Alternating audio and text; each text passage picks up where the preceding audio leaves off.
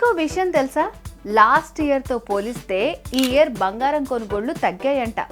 ప్రపంచవ్యాప్తంగా last year 800 metric టన్నుల గిరాకీ జరిగితే ఈ ఇయర్ మాత్రం డిమాండ్ 700 టన్నుల వరకు ఉండొచ్చని, 5 ఏళ్ల కనిష్టానికి పడిపోయేలా ఉందని ప్రపంచ స్వర్ణ మండలి చెప్తున్న వివరాలివి.